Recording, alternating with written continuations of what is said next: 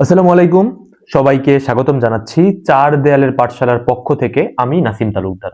তো আজকে এসএসসি সাধারণ গণিত আমরা খুবই ইম্পর্টেন্ট একটি টপিক শিখব, যেটা থেকে সবসময় একটি কোয়েশ্চেন থাকে এবং অনেকেই ভাবতে পারে যে এত সহজ একটি টপিক বা এত সহজ একটি জিনিস আসলে শেখার কি দরকার। তো যদি তোমার প্রশ্নটা এমন হয় তাহলে উত্তর হবে কি আসলে জানো, যে এই সহজ প্রশ্নই না অনেকে ভুল করে আসে। আমি খাতা দেখতে দেখতে মানে পোলাপানের ভুল বের করতে করতে অভ্যস্ত হয়ে গেছি যে এই সহজ জিনিসগুলো জাস্ট ছোটখাটো একটু ভুল করেই পোলাপান আসলে বোঝে না যে আসলে ভুল হয়ে গিয়েছে। ঠিক আছে, তো দেখো আমরা শিখবো কি, প্রদত্ত সারণী থেকে প্রচুরক নির্ণয়। খুবই খুবই কমন একটি কোয়েশ্চেন। হ্যাঁ, তো তোমার পরীক্ষার হলে কি থাকবে, একটি কোয়েশ্চেন দেওয়া থাকবে যেখানে লেখা থাকবে শ্রেণীব্যাপ্তি ও গণসংখ্যা, এরকম একটা সারণী দেওয়া থাকবে এবং তোমাকে বলবে কি যে প্রদত্ত সারণী থেকে প্রচুরক নির্ণয় করো। তো প্রচুরক নির্ণয় করার জন্য, প্রচুরক নির্ণয়ের জন্য যে সূত্রটি বা ফর্মুলাটি আমাদের প্রয়োজন হবে সেটা কিন্তু আমি লিখে রেখেছি। দেখতে পাচ্ছ, প্রচুরক is equal to L plus F one divide, এটা কিন্তু অবশ্যই স্মল লেটার এফ। আমরা যেমন মধ্যক নির্ণয়ের ফর্মুলায় কিন্তু স্মল লেটার এফ ও দেখেছি, ক্যাপিটাল লেটার এফ ও দেখেছি, বাট এখানে কিন্তু তোমাদের মনে রাখতে হবে যে প্রচুরকে যে এফ গুলো রয়েছে এগুলো সবগুলোই কিন্তু স্মল লেটার এফ। তার মানে L plus F one divide F one plus F two multiple H. আবারও বলে রাখছি, F one divide F one plus F two এর সাথে এইচ কিন্তু মাল্টিপেল আকারে আছে, মানে এইচটা গুণ আছে শুধুমাত্র এতটুকুর সাথে। এটুকু কিন্তু বুঝতে হবে তোমার। হ্যাঁ, তো আরো একটু ক্লিয়ার করে দিই, সেটা হচ্ছে আমরা জানি যে পরিসংখ্যানে এল মানে কি বোঝায় বলতো, যে এল দিয়ে কিন্তু বুঝাই আমরা নিম্ন সীমা। বুঝছো তো বিষয়টা, নিম্ন সীমা। এল মানে হচ্ছে লোয়ার, ঠিক আছে, লোয়ার থেকে আমি মনে করতে পারি এল, এল মানে হচ্ছে নিম্ন সীমা। এখন নিম্ন সীমা মানে কি, মধ্যক নির্ণয় যখন আমরা করেছি ওখানে কি ছিল বলতো, মধ্যক শ্রেণী। তাহলে আমরা এখন নির্ণয় কি করবো বলতো, প্রচুরক। তাহলে এখন আমাদের কাজটা হবে বা খেলাটা হবে প্রচুরক শ্রেণী নিয়ে। তাহলে তোমার আগে চিনতে হবে যে প্রচুরক শ্রেণী কোনটা। কারণ কি দেখো, তোমার এখানে এল এর পরিচয় কি বলতো, প্রচুরক শ্রেণীর নিম্নসীমা। অবশ্যই অবশ্যই নিম্নসীমা কি তুমি জানো, বাট তোমাকে আগে প্রচুরক শ্রেণী কোনটা চিনতে হবে। গেল, এবার দেখো এফ ওয়ান, এফ ওয়ান এর পরিচয় আমি কি লিখেছি বলতো, প্রচুরক শ্রেণীর গণসংখ্যা মাইনাস পূর্ববর্তী শ্রেণীর গণসংখ্যা। এখন খেয়াল করো, তার মানে প্রচুরক শ্রেণীর গণসংখ্যা যদি জানতে হয় বা বের করতে হয় তাহলে সবার আগে তোমার প্রচুরক শ্রেণী চিনতে হবে। আবার দেখো এফ টু তে আমি কি লিখেছি বলতো, প্রচুরক শ্রেণীর গণসংখ্যা মাইনাস পরবর্তী শ্রেণীর গণসংখ্যা। খেয়াল করো, আমি কিন্তু দুইটা ক্ষেত্রেই আমি খেয়াল করছি যে প্রচুরক শ্রেণীটা আমার চিনতেই হবে, না চিনলে তো আমি অঙ্ক করতেই পারবো না, তাই না? আর এইচ কি, এইচ তো শ্রেণী ব্যাপ্তি আমরা সকলেই জানি। তো এটা যদি ফর্মুলা হয়, ফর্মুলা থেকে আমাদের এতটুকু ক্লিয়ার এই যে প্রচুরক শ্রেণী কোনটা অবশ্যই অবশ্যই আমাদের চিনতে হবে এবং জানতে হবে, আদারওয়াইজ আমরা ম্যাথ করতেই পারবো না। তাহলে প্রচুরক শ্রেণী তুমি কিভাবে খুঁজে বের করবা, সবার আগে তোমার কাজ হচ্ছে, তুমি এতটুকু বিশ্বাস করো যে এই যে সারণীটা আমি লিখেছি, এটা একটা শ্রেণী, এটা একটা শ্রেণী, এটা একটা শ্রেণী, তেমন এটা এটা এটা এটা। এইখানে শ্রেণী কয়টা বলো তো, এখানে শ্রেণী হচ্ছে মোট 7টা। তাহলে তুমি বুঝতেছো এই 7টা শ্রেণীর মধ্যে কোনো একটা শ্রেণী অবশ্যই প্রচুরক শ্রেণী, তাই না? তাহলে প্রচুরক শ্রেণী তোমাকে খুঁজে বের করতে হবে। প্রচুরক শ্রেণী খুঁজে বের করার নিয়ম হচ্ছে, আবারও বলছি, সেটা হচ্ছে কি, যেই শ্রেণীতে গণসংখ্যা সর্বাধিক অথবা যেই শ্রেণীতে গণসংখ্যা প্রচুর থাকবে সেই শ্রেণীটাই হচ্ছে প্রচুরক শ্রেণী। এখন তুমি যদি খেয়াল করো, এখানে গণসংখ্যা 7, এখানে গণসংখ্যা 12, এখানে গণসংখ্যা 8, এখানে 13, 5, 3, 2। তার মানে সর্বাধিক গণসংখ্যা অথবা প্রচুর গণসংখ্যা অথবা সবচেয়ে বেশি গণসংখ্যা আছে কোথায় বলতো, এই শ্রেণীতে। রাইট? আমার কথা কি বোঝা গেল? এই শ্রেণীটা হবে আমাদের প্রচুরক শ্রেণী। বুঝছো তো বিষয়টা ভাইয়া? তাহলে প্রচুরক শ্রেণীটা তোমার আগে খুঁজে বের করতে হবে। তাহলে দেখো তুমি লিখবা এখানে, এখানে তোমার গণসংখ্যা, খেয়াল করো আমি লিখছি, এখানে গণসংখ্যা সর্বাধিক রয়েছে, সর্বাধিক রয়েছে, সর্বাধিক রয়েছে কোথায় বলতো, 71 মাইনাস, সরি 61 মাইনাস 70 শ্রেণীতে। বিষয়টা বুঝছো? হ্যাঁ, 61 মাইনাস 70 শ্রেণীতে।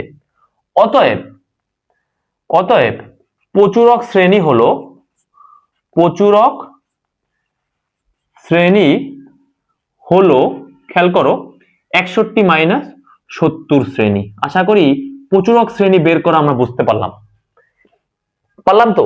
এইবার খেয়াল করো, প্রচুরক শ্রেণী তুমি বের করতে পারো, তার মানে তুমি বলতে পারো অতএব এল মানে কি বলতো, প্রচুরক শ্রেণীর নিম্নসীমা। না বলেছি কি আমি প্রচুরক শ্রেণীর নিম্নসীমা? তাহলে প্রচুরক শ্রেণী যদি এইটা হয়, এখানে নিম্ন সীমা কত 61, তার মানে প্রচুরক শ্রেণী হচ্ছে তোমার 61, মানে নিম্ন সীমা হচ্ছে 61 গেল।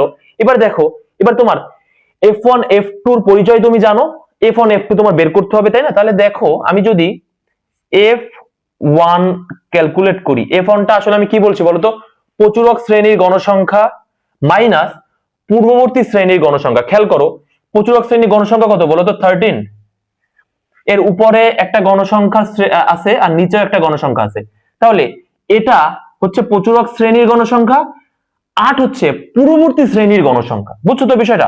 আর 5 হচ্ছে কি বলতো, পরবর্তী শ্রেণীর গণসংখ্যা। বিষয়টা বুঝছো? কারণ কি দেখো, আমার f1 আর f2 বের করতে হলে আমার প্রচুরক শ্রেণীর গণসংখ্যা লাগবে এবং পূর্ববর্তী শ্রেণীর গণসংখ্যা লাগবে, এদের দুজনকে বিয়োগ করতে হবে। আর f2 মানে কি বলতো, প্রচুরক শ্রেণীর গণসংখ্যা মাইনাস পরবর্তী শ্রেণীর গণসংখ্যা। তার মানে তোমার প্রচুরক শ্রেণীর গণসংখ্যাটাও চিনতে হবে, আর পরবর্তী আর পূর্ববর্তী শ্রেণীতে কারা কারা আছে গণসংখ্যা তাদেরকেও চিনতে হবে, জানতে হবে, বুঝতে হবে। তাহলে প্রচুরক শ্রেণীর গণসংখ্যা হচ্ছে 13, আর প্রচুরক শ্রেণী পূর্ববর্তী শ্রেণীর গণসংখ্যা হচ্ছে 8। প্রচুরক শ্রেণীর গণসংখ্যা হচ্ছে 13, প্রচুরক শ্রেণীর পরবর্তী শ্রেণীর গণসংখ্যা হচ্ছে 5। বিষয়টা বোঝা গেল? কিভাবে মনে রাখতে পারো দেখো, আমি তো বলছি যে এখানে আছে কি বলতো আমাদের f1, আর কি আছে বলতো f2। দেখো f1 এ আমাদের বলছে কি প্রচুরক শ্রেণী গণসংখ্যা ডিভাইড পূর্ববর্তী শ্রেণী গণসংখ্যা, এটা কি f1। আর f2 কি বলছে বলতো, প্রচুরক শ্রেণী গণসংখ্যা মাইনাস পরবর্তী শ্রেণী গণসংখ্যা। তুমি মনে যেভাবে রাখতে পারো, তুমি যদি এইভাবে সিরিয়াল ওয়াইজ যাও, তাই না? তাহলে এটাকে তুমি 1 নম্বর দিবা নাকি এটাকে তুমি 1 নম্বর দিবা বলো তো? সিরিয়াল ওয়াইজ যদি তুমি নাম্বার শুরু করো, তাহলে 8 কে তুমি আগে পাবা নাকি 5 কে আগে পাবা? অবশ্যই 8 কে আগে পাবা। তাহলে 1 আগে হলে তাহলে 8 এর এখানে দিবা তুমি 1, আর এটার নাম দিবা তুমি 2। আমার কথাটা বুঝছো? তাহলে তোমার f1 এর মানে কি বলতো, f1 এর মানে হচ্ছে 13 থেকে বিয়োগ করতে হবে। কত বিয়োগ করবা? অন সিরিয়াল দিয়েছো কাকে? 8 কে, তাহলে 13 থেকে বিয়োগ করবা তুমি 8 কে। আর f2 মানে কি পরবর্তীটা, তাহলে 13 থেকে বিয়োগ করবা তুমি 5 কে। 13 থেকে তুমি বিয়োগ করবা 5 কে। তার মানে বিষয়টা বুঝো, এভাবে তুমি মনে রাখতে পারো চাইলে, যে কি f1 মানে হচ্ছে কি তোমার হচ্ছে সিরিয়াল ওয়াইজ 8 আগে, 5 এর আগে হচ্ছে 8, মানে উপরেরটা আগে, সেজন্য এর নাম দিয়েছি আমি 1 আর 5 এর নাম দিয়েছি আমি 2। আর দেখো যখন তুমি 13 থেকে 5 বিয়োগ করবা তখন তুমি পাবা f2, কারণ কি গণসংখ্যা মাইনাস পরবর্তী শ্রেণী গণসংখ্যা। আর তোমার যেটা বলছে সেটা হচ্ছে কি f1 টা কি তোমার প্রচুরক শ্রেণী গণসংখ্যা মাইনাস পূর্ববর্তী শ্রেণী গণসংখ্যা, মানে 8। আশা করছি বুঝতে পারছো। তাহলে f1 যদি আমি বের করি তাহলে আমি কি লিখবো বলো? 13 মাইনাস 8, 13 মাইনাস 8 করলে কত হয় বলো তো? 13 মাইনাস 8 করলে হবে তোমার হচ্ছে 5। এবার f2 বের করো তো।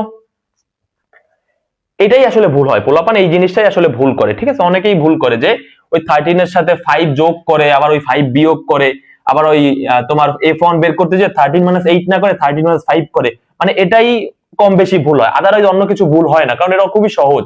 এল নিম্নসীমা সবাই বের করতে পারে, এইচ মানে শ্রেণীব্যাপ্তি, এখানে শ্রেণীব্যাপ্তি কত এটাও সবাই বের করতে পারে বা বুঝতে পারে। তাহলে f2 কত হবে বলো তো? এই জন্য তোমাদের খুবই খুবই সচেতন থাকতে হবে এটা করার সময় বা এটা নির্বাচনের সময়। তাহলে f2 মানে কত বলো তো? 13 মাইনাস পরবর্তী শ্রেণী গণসংখ্যা মানে কত? 5। তাহলে এখানে আসবে কত বলো? 8। আর এইচ কত বলো? এইচ মানে কি? এইচ মানে শ্রেণীব্যাপ্তি। শ্রেণীব্যাপ্তি অবশ্যই এখান থেকে ক্যালকুলেশন করে বা হিসাব করে তুমি বলতেই পারো শ্রেণীব্যাপ্তি হচ্ছে 10। তাহলে দেখো তোমার কাছে সকল ভ্যালু রেডি। তাহলে এবার তুমি প্রচুরক বের করতে পারবা। তাহলে অতএব প্রচুরক, খেয়াল করো, অতএব প্রচুরক। এখন আমাদের আরেকটা কথা আমি একটু বলে রাখতে চাই, আমি যেন মানে ভুল করে না ফেলি। সেটা হচ্ছে কি দেখো, যদি তুমি এই শ্রেণীটা তোমার প্রচুরক শ্রেণী হইতো, খেয়াল করো, মানে এই 13টা যদি এখানে না থেকে এখানে হইতো তাহলে তো অবশ্যই এই শ্রেণীটা প্রচুরক শ্রেণী হইতো, রাইট? যদি হতো এই শ্রেণীটা যদি প্রচুরক শ্রেণী হতো, তাহলে দেখো প্রচুরক শ্রেণী পূর্ববর্তী শ্রেণী গণসংখ্যা 3, খেয়াল করো। বাট পরবর্তী শ্রেণী কিন্তু কোনো গণসংখ্যা তুমি পাচ্ছ না। পাচ্ছ কি? এটা তো মোট লেখা, মোট 50, মানে মোট গণসংখ্যা আছে এখানে 50। তাহলে আমার কথাটা বুঝছো, সেটা কি যদি প্রচুরক শ্রেণী লাস্টেরটা হইতো, একেবারে শেষেরটা হতো, তাহলে পূর্ববর্তী গণসংখ্যা, পূর্ববর্তী শ্রেণী গণসংখ্যা পাইতা 3, বাট পরবর্তী শ্রেণী কোনো গণসংখ্যা পাইতা কি? পাইতা না। তাহলে তুমি f1 আর f2 কিভাবে বের করতে বলো?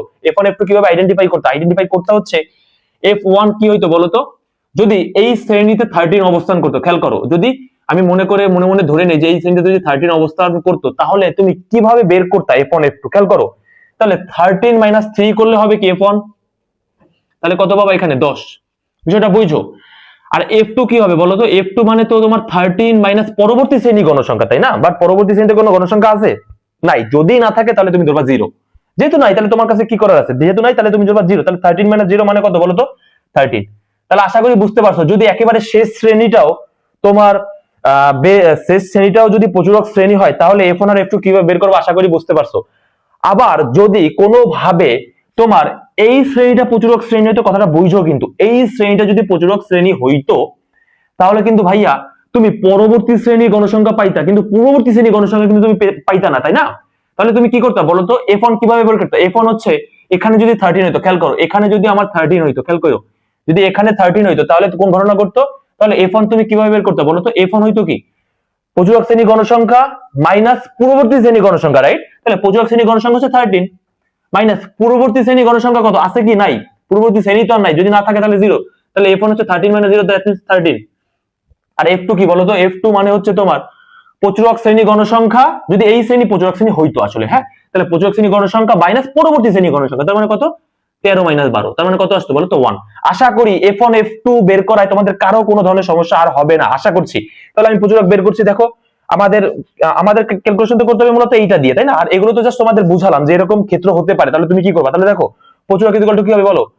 l plus f1 divide f1 plus f2 multiple h। খুবই সতর্কতার সাথে খেয়াল করতে হবে তোমার। l মানে কত? l মানে হচ্ছে 61 যোগ f1 মানে কত বলো তো? f1 মানে হচ্ছে 5, f1 মানে হচ্ছে 5 ডিভাইড f1 প্লাস f2, তার মানে 5 প্লাস 8, খেয়াল করো, 5 প্লাস 8 মাল্টিপল, 5 প্লাস 8 মাল্টিপল হচ্ছে 10। আশা করি বুঝতে পারছো, 5 প্লাস 8 মাল্টিপল 10। তাহলে এবার 61 কে 61 এর মতো রাখবা, খেয়াল করো। এবার এখানে যদি তুমি ক্যালকুলেশন করো কত হবে? 5 ডিভাইড কত? 13 না? বুঝো কিন্তু 5 ডিভাইড কিন্তু এখানে হচ্ছে 8 আর 5 প্লাস যদি করো তাহলে হবে 13, তাহলে কি 5 ডিভাইড 13 মাল্টিপল 10। খেয়াল করো, খুবই খুবই খুবই সুন্দরভাবে খেয়াল করবা। সেটা হচ্ছে এইবার এই 5/13 আর 61 আগে যোগ করবো না কিন্তু কখনোই, বুঝো কিন্তু আমার কথাটা। এই 5/3 এর সাথে অথবা এই অংশের সাথে অথবা f1 divide f1 plus f2 এই অংশের সাথে h কিন্তু গুণ, তার মানে 5/13 এর সাথে কিন্তু 10 গুণ। অবশ্যই তোমার আগে এই গুণটা কমপ্লিট করতে হবে, অবশ্যই আগে এই গুণটা কমপ্লিট করতে হবে, তারপরে তুমি 61 এর সাথে যোগ করবা। তুমি 61 এর সাথে আগে যদি 5/13 যোগ করে দাও তাহলে কিন্তু ভুল হয়ে যাবে, আবারও বলছি। তাহলে তোমার কাজ কি বলো? 5/13 এর সাথে তুমি যদি 10 গুণ করো তাহলে কি হবে বলো তো? 61 প্লাস 5 এর সাথে 10 মাল্টিপল করলে হবে 15/13। তাহলে ফাইনালি তুমি কি বলতে পারো? ফাইনালি তুমি বলতে পারো যে তোমার আসলে প্রচুরক মানে কত বলো তো? প্রচুরক মানে তুমি আসলে পাচ্ছ কি? তুমি 61 প্লাস 50/13, কত? 50/13। তাহলে 50/13 করো, দেখো কত আছে? 50/13 করলে আসবে 3.85, 3.85। তাহলে 3.85 এর সাথে এবার তুমি 61 প্লাস করবা, 3.85 এর সাথে তুমি 61 প্লাস করবা, তাহলে কত আসবে? 64.85, 64.85। খেয়াল করো, এখন খুবই সতর্কতার সাথে তোমার এই কাজটা করতে হবে। এটাই কিন্তু আমাদের প্রচুরক, নিম্ন প্রচুরক কিন্তু আমাদের 64.85, 64.85। আবারও আমি বলছি 64.85 কিন্তু আমাদের নিম্ন প্রচুরক। তার মানে তোমার যে জিনিসটা অবশ্যই খেয়াল করতে হবে সেটা হচ্ছে কি বলো? যখন তুমি এখানে ক্যালকুলেশনটা করবা অবশ্যই f1 divide f1 plus f2, সবাই কিন্তু ভুলটা করে, এই ভুল করলে কিন্তু নাম্বার কখনোই পাবা না। অনেকে কি করে জানো? এই 61 সাথে আগে এই যে 5/13 যোগ করে দেয়, মানে 5/13 যদি তুমি 61 সাথে আগে যোগ করো তাহলে কিন্তু পুরোপুরি ভুল যাবে। তোমার আগে f1 divide f1 plus f2 multiple এই যেখানে আছে পুরোপুরি এই অংশটুকের আগে গুণ তুমি করবে। আমি কিন্তু তাই করেছি যে 5/13 গুণ 10, এটাকে আগে গুণ করেছি 50/13, তারপর এটাকে ক্যালকুলেশন করেছি 50/13 কে ক্যালকুলেশন করে 3.85, এই 3.85 কে আমি 61 সাথে যোগ করে দিয়েছি। যোগ করে দিলে আমার উত্তর পাওয়া যাবে 64.85। এটাই হচ্ছে আমার ফাইনাল উত্তর, এটাই হচ্ছে আমার প্রচুরক। আশা করি বোঝা গেছে। তো এই ছিল আমাদের ক্লাস। পরবর্তী ক্লাসে সবার সাথে দেখা হবে। সবাই ভালো থাকবে। আসসালামু আলাইকুম।